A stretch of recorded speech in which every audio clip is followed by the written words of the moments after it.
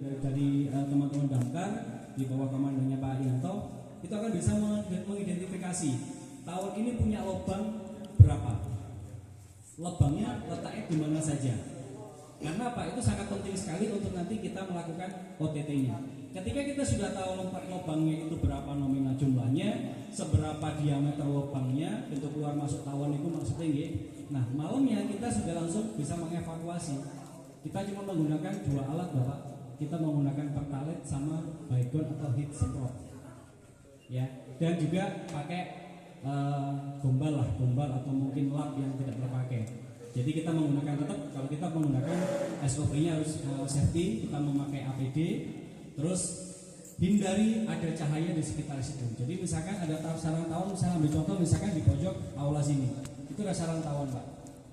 Sebelum kita melakukan evakuasi, area semua sini harus padam tanpa ada cahaya, karena jenis tawon Vespa Affinis ini sangat sensitif dengan cahaya. Ketika ada cahaya, dia akan langsung ada pergerakan. Ketika kita sudah tahu lubangnya, kita pergunakan kain lap atau gombal ini kita basahi dulu dengan pertalite-nya. Kalau sudah, kita akan tempelkan di lubang keluar masuknya tawon itu. Kita tahan.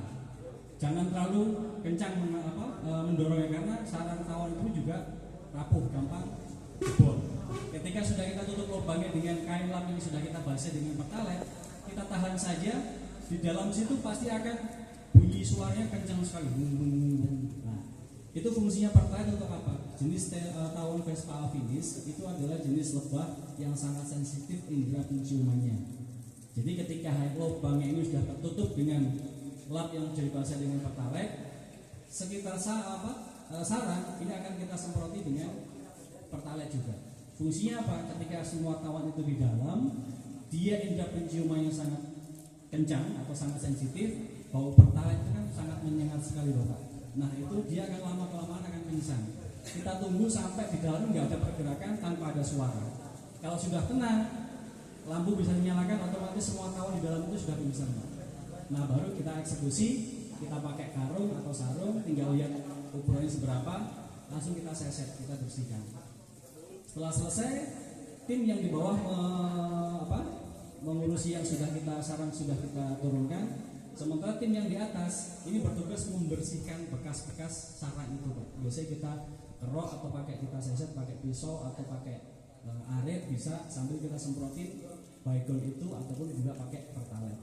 Nah, pertalite baygon atau heat itu fungsinya untuk mengantisipasi ketika kita melakukan evakuasi itu ada tawon yang masih belum begitu pingsan, dia ikut jatuh.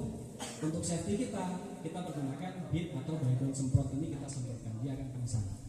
Itu metode gambaran kasar untuk cara kita OTT tawon. Seperti itu, Bapak mungkin bisa menjawab pertanyaannya, nggih? Nggih, nanti untuk lebih detailnya kita kupas tuntas belajar sarang ngaji tawon, nanti kami serahkan kepada polo-polo panitia untuk mengagendakan lagi. Baik.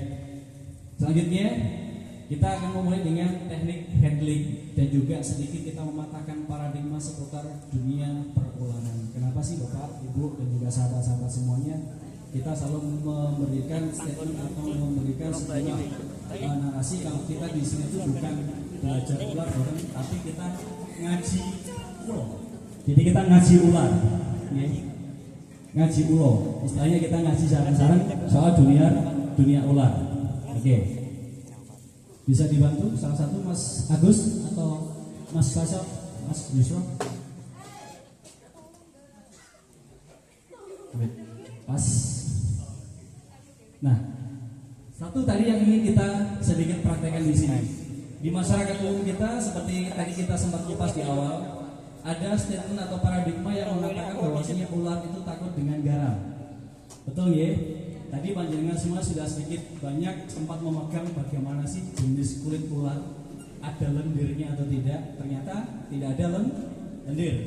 Hampir semua kulit ular ditutup oleh sisik yang sangat keras. Sekarang kita buktikan apakah ular itu takut dengan garam atau wedi karo uyah. Monggo diperhatikan sama Pak Qasim, monggo Pak. Kita perhatikan. Nah, ulang lagi Pak, kembalikan ke tengah lagi. Ular katanya takut dengan garam. Taruh lagi di tengah Mas Agus. Oke. Nah, ternyata telepon takut dengan garam kalau betul. Tidak kan? Berarti itu adalah mitos. Itu yang ingin kita buktikan kepada Bapak Ibu semua hadirin yang ada di sini. Jadi ketika panjenengan ada yang mengatakan sebaran uyah, ulone ben gak mlebu omah atau gak masuk ke dalam rumah, itu sudah kita patahkan, itu adalah mitos. Nah, yang benar ular itu nopo sih? Apa sih yang tidak disukai atau yang paling kurang disukai sama atau hal apa yang tidak disukai oleh ular? Itu yang betul adalah ular itu tidak suka dengan bau-bau wangian yang menyengat. Jadi kalau misalkan untuk mengantisipasi, Sugeng Rawuh, Gus Fikri, ngapun izin Gus. Nah, jadi seperti itu ya Bapak Ibu. Ular itu pada dasarnya dia tidak menyukai bau-bauan aroma wangi yang menyengat. Jadi kalau panjenengan pengen memberikan tindakan pertama aman rumahnya dari kemasukan ular, taruh aja di pintu-pintu keluar masuk, pintu dapur, dengan bau-bauan wangi yang menyengat. Contohnya apa? Atau swipol bisa, atau mungkin sortin lantai bisa. Atau kalau teman-teman yang bawa teman-teman pakai rapor garus, itu digerus, taburkan pun juga sama. Intinya dia tidak suka dengan bau-bauan yang wangi yang menyengat. Itu adalah fakta yang kita patahkan mitos seperti itu. Oke, selanjutnya untuk teknik handling Bapak Ibu dan juga hadirin semuanya, ini nanti kita akan bagi menjadi 3 pos. Jadi semuanya panjenengan nanti wajib hukumnya untuk praktek di melewati 3 pos itu nanti. Kita ada pos 1, itu adalah untuk ular atau teknik ular menghandling ular di bawah ukuran 1 meter. Bahasanya biasa kita pakai piye carane mengevakuasi ulo sing mlebu omah minimal keluarga kita aman, keluarga kita tidak takut, kita bisa mengamankan ular itu sendiri. Ingat, prinsipnya dari tim Tantula adalah kita sebagai relawan, kita sebagai rescuer itu adalah 1, kita sebagai relawan aman, 2, ularnya juga aman, baru final yang ketiga yang masyarakat atau warga masyarakat itu nyaman. Jadi jangan sampai kita pengen sebagai relawan, kita sebagai rescuer pengen membantu masyarakat, tapi malah kitanya sendiri sebagai relawannya tidak aman. Atau sebaliknya, atau malah membuat si ularnya tidak aman. Itu juga jangan sampai. Jadi nanti kita 3 pos. 1 adalah bagaimana cara teknik handling ular di bawah ukuran 1 meter. Pos kedua, baik itu yang berbisa dan tidak berbisa. Pos kedua nanti ada ukuran ular 1 meter. Di pos yang terakhir atau pos ketiga itu nanti adalah untuk penanganan ular raksasa, termasuk jenis-jenis dari piton atau Reticulatus pitonidae, atau biasa kita sebut ada yang nyebut sanca kembang atau sanca batik. Nah itu nanti di pos ketiga. Nah, panjenengan tugasnya nanti semuanya harus melewati pos itu untuk mendapatkan sebuah piagam penghargaan dari LPBI PCNU Kabupaten Kediri. Terbukti di situ nanti dengan disahkan sudah dinyatakan pernah mengikuti pelatihan dan edukasi di sini, dan juga sebagai bukti panjenengan sudah bisa menghandle ular. Seperti itu. Oke. Sebelum nanti kita masuk di praktek per posnya, kita akan coba dulu berbagi atau sharing bagaimana sih cara menghandle ular untuk ukuran 1 meter. Baik itu yang berbisa menengah ataupun yang tidak berbisa. Ada beberapa banyak kita pakai tekniknya, Bapak Ibu dan juga hadirin semuanya, untuk ular di bawah 1 meter. Intinya adalah, misalkan panjenengan pertanyaan seperti ini, Mas Dwiki, aku kayak lali, ulo sing mlebu omahku itu jenis iki berbisa apa ora, terus berbahaya apa tidak. Kita bikin simpel saja, kita bikin gampang, anggap saja semua ular berbahaya. Niku akan lebih mengamankan panjenengan. Anggap semua ular berbahaya ketika jangan lupa dengan materi yang tadi. Walaupun nanti kita akan share materi yang kita pelajari tadi. Anggap saja semuanya ular berbahaya. Itu untuk mengamankan diri kita. Salah satu contoh, kita bisa menggunakan teknik handling atau evakuasi dengan menggunakan media ini, Bapak, toples. Kalau panjenengan pasti di rumah banyak toples seperti ini. 1 toples, yang keduanya adalah kertas. Boleh pakai kertas stop up seperti ini monggo, mau pakai potongan kardus itu monggo bisa. Yang penting dia kaku atau agak kaku, jangan terlalu lemes. Nah, bagaimana caranya untuk kita melakukan evakuasi atau handling ular di bawah ukuran 1 meter? Anggap saja walaupun ini yang kita keluarkan bukan ular berbisa ya, atau tidak berbahaya, tapi misalkan pancingan untuk lebih aman ya wis, aku lali mata ini kayak nggak makan ular, anggap saja semua ular berbahaya. Nah, ketika jenengan menemui sebuah atau seekor ular seperti ini di rumah panjenengan, satu intinya jangan panik. Iya, Bapak Ibu semuanya tenang saja. Karena jenengan sudah dibekali dengan materi tadi sedikit banyak, jenengan pasti ada mengingat ya, memorinya sudah di review lagi atau diulang lagi. Nah, tiba-tiba misalkan ibunya ibu biasanya ibu kan paling histeris gitu kalau ketemu ular gitu, sing jol. Nah, seperti itu ya. Nah, anggap saja itu ular berbahaya. Itu nggak usah khawatir, langsung saja kalau misalkan pas bapaknya atau putranya pas nggak di rumah, panjangnya nggak usah panik, tinggal cari toples. Toples seperti jangan ambil, langsung saja tutupkan di area kepala atau tujukan ke arah kepala ular. Pelan saja, pelan. Set. Lalu saya tahan. Sambil apa? Ekornya ini disentuh-sentuh. Nah, seperti itu. Nah, terus pertanyaannya, opo yo iso to Mas, ulo dicuci bolongan kok mesti mlebu. Nah, pertanyaan seperti itu. Kita kembali kenal lagi, ingat karakternya ular. Ular itu adalah hewan jenis berdarah dingin. Dia suka dengan tempat yang lembab, gelap dan pengap. Otomatis ketika ada lubang dia ditujukan, akan dia masuk dengan otomatis ketika sambil dikasih dorongan. Kalau tidak berani pakai tangan dorongnya, bisa pakai gagang sapu, jutek segala macam. Nah, kalau ular sudah masuk ke dalam toples semua seperti ini seluruh anggota badannya, ambil kertasnya, selipkan di bawah toples, pelan-pelan kemauan. Usahakan ular ini tidak sampai keluar dari toples tetap. Nah, setelah selesai seperti ini, tinggal dibalikkan, loh. Nah, tapi ingat, tangan ini jangan sampai dilepaskan dulu ibu, ya bapak. Jadi tetap untuk menahan kertas supaya si ular tidak keluar. Baru setelah itu jenengan ambil tutupnya. Tutup toples ini ditaruh di atasnya. Tapi posisi kertas harus masih tetap tertutup sambil kita tarik pelan-pelan. Sudah pelan, paskan tutupnya dengan lubangnya. Langsung ditarik pelan-pelan sampai dengan tertutup rapat. Plek, tutup, aman. Ular aman, jenengan aman, masyarakat juga aman. Ini teknik pertama. Nah, cuman bedanya kalau ketemu dengan kobra, wajib jenengan pakai kacamata.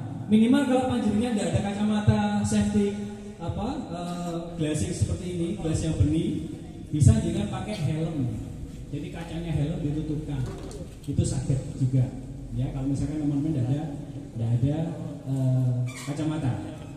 Oke, sekarang kita pakai teknik yang kedua, yaitu menggunakan media botol. Ya, untuk ukuran ular di bawah 1 meter atau 1 meter ke bawah itu bisa menggunakan satu toples. Yang kedua adalah menggunakan media botol. Botol bekas air minum saja, monggo terserah. Ya, sesuaikan dengan ukuran ularnya. Kalau ukuran ularnya segini tadi, berarti kita pakai botol minuman aqua yang 350 ml itu yang tanggung, itu pun bisa. Kalau misalkan ukurannya nanti agak besar, pakai botol yang agak besar lagi. Oke, ini ada botolnya. Dan nanti dikeluarkan lagi. Oke, coba sekarang dikeluarkan untuk. Nah, udah, cukup berapa?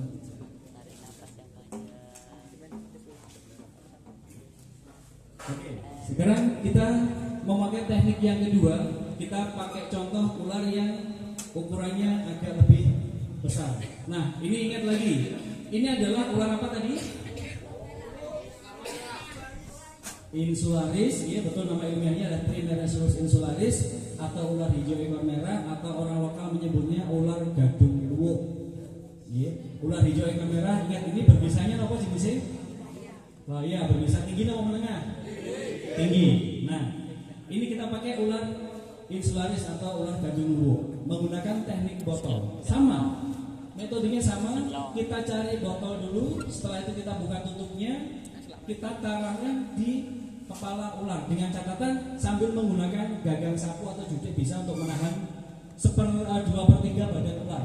Oke, setelah itu tutup botol, botol ini lubangnya kita paskan di arah kepala si ular. Nah, ingat untuk rescue atau kitanya harus wajib berada membelakangi, di belakangnya ular. Jadi posisi kepalanya ular misalkan di sebelah selatan gitu, nah sana, jadi kita harus di belakangnya. Seperti ini. Kalau sudah, langsung arahkan botol ke kepala ular. Nah, sudah masuk, langsung dibantu pergerakan dengan sentuh-sentuh bagian ekor dengan sapu. Ular aman, rescue aman, masyarakat nyaman. Seperti itu. Ini untuk teknik pakai botol. Jadi nggak harus dengan waduh, gak duwe grab stick, gak duwe hook, segala macam, nggak perlu khawatir. Ada di sekitar semua kita. Terakhir, kita menggunakan teknik dengan menggunakan yang ada di dalam rumah kita, sapu kali cingkrang. Bisa juga. Nah, ini kita ambil contoh dengan teknik handling ular di bawah 1 meter menggunakan media sapu sama cingkrang. Ingat kalau untuk ular-ular yang berbisa tinggi, dimohon jangan sampai memegang dengan tangan langsung untuk keamanan kita. Oke, kalau menggunakan ular, menggunakan media sapu dengan cingkrang bagaimana? Sama, ular ini langsung saja kita tahan pakai sapu, pelok. Nah, dia akan lebih nyaman sambil digiring pelan. Ketika sudah masuk di cingkrang, jangan sapunya dilepas, boten.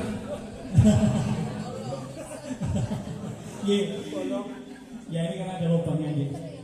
Indikasinya misalkan sudah masuk di cingkrang semuanya untuk ular, sapunya jangan langsung dilepas, tetapi untuk menahan si ular biar tidak bergerak atau tidak lari, untuk menenangkan si ular juga. Setelah ini langsung kita bawa menjauh dari area pemukiman. Bisa kita buang di area-area persawahan yang ada air sungainya, yang jelas jauh dari pemukiman warga atau dari seputar rumah kita. Kalau misalkan mau dibunuh seperti tadi dikembalikan sama yang disampaikan dan Romulan. Kalau misalkan sudah pelatihan dari sini, sudah tahu ilmunya, sudah mengenal karakternya, kembali lagi. Kita ada statement. Kalau kita menggunakan ilmu lebih diutamakan, kalau sudah baru mentok ya, lebih diutamakan mana? Keselamatan ular atau nyawa manusia, otomatis dia nyawa manusia. Tetapi alangkah bagusnya lagi kalau kita sudah mendalami ilmu seperti ini, dapat ilmunya, sekaligus nanti panjenengan sudah bisa praktek menghandle-nya, alangkah lebih bagus dan mulianya lagi kalau kita tanpa membunuh ciptaan Allah SWT. Yang seperti itu. Karena kembali lagi, Gusti Allah ini nyiptain sesuatu yang dunia ini tidak mungkin tidak ada manfaatnya, tidak mungkin tidak ada gunanya, pasti semuanya berguna. Meskipun itu adalah sesuatu yang berbahaya bagi manusia. Tetapi kalau seberbahayanya bagi manusia, kalau kita sudah tahu ilmunya, insya Allah kita bisa menerapkan, panjenengan bisa mempraktekannya nanti, mengilhaminya, sedikit-sedikit mau sinau lagi, buka-buka materinya, insya Allah nanti semuanya juga akan menguasai semuanya. Kami pun juga dulu tidak instan. Sebetulnya kalau materi seperti ini, Bapak Ibu Indonesia, kalau kita mau bedah seputar ular, dari mengenal karakternya, jenisnya, cara menghandle-nya, sampai nanti cara ini bagaimana, nyuwun sewu. Kalau panjenengan nanti butuh waktu 1 minggu, itu nggak cukup. Butuh cukup waktunya 1 minggu. Kita dulu belajar ini berbulan-bulan mendalami ular, Pak Bu. Bahkan sampai sekarang detik ini pun sendiri, saya pribadi sampai detik saat ini pun saya pribadi juga masih terus ngaji ular. Jadi hal-hal yang saya belum pahami, jenis-jenis ular yang belum saya pernah tahu, saya kulik terus, saya dalami. Karena apa, suatu saat tidak menutup kemungkinan itu juga pasti akan kita pergunakan atau berguna bagi kita. Seperti itu. Bisa menjawab pertanyaannya Ibu mau, Nah, oke, baik. Kalau sudah, sekarang Ya, setelah ini nanti kita langsung akan bagi per posnya. Mungkin ambil contoh dulu untuk yang ukuran 1 meter sebelum nanti kita bagi posnya. Ya. Oke, bisa dibantu Mas Jali dan Mas Agus praktek. Ini sekarang kita beda. Kalau tadi ular ukuran di bawah 1 meter.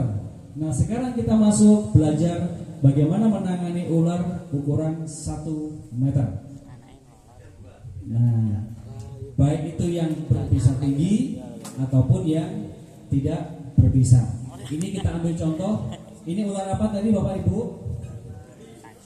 Ular jali. Ini bisanya termasuk jenis apa? Menengah, tinggi atau tidak berbisa?